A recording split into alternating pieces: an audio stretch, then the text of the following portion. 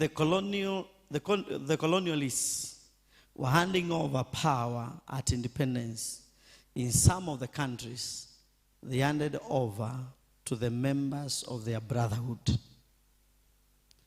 And they were confident that the same brotherhood would be propagated in African countries, so that it will be an extension, even though the Mzungu has left, but the African is still in the brotherhood. And that is why we have many of the buildings that were built to house government offices, institutions. The architecture is Freemasonry. The architecture.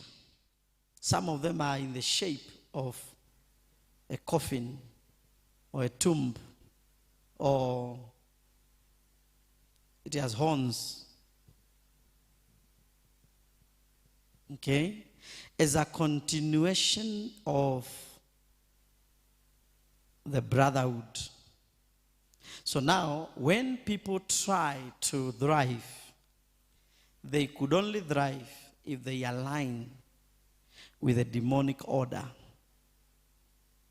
Anybody that refuses to align with a demonic order could not become anything. In many nations, actually, a nation like Tanzania, they negotiated for their independence with a demonic being. It is in public knowledge.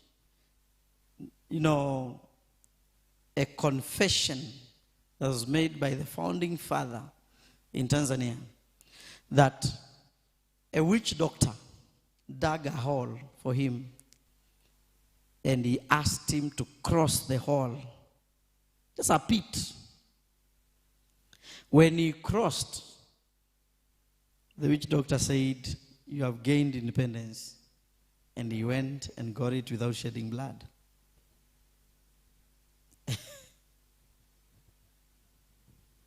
So it's actually something that is so elaborate.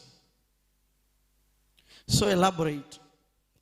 And the powers behind the power control those in power. And they don't just control those in power, they also orchestrate to make sure that so-and-so is the one who comes into power.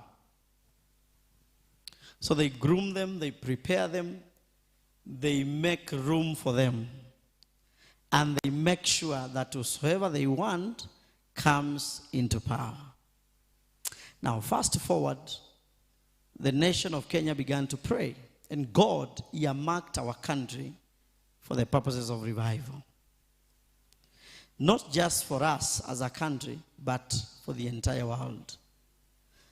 So, the church began to pray and to pray and to pray as God was grooming a leader who can preside over the nation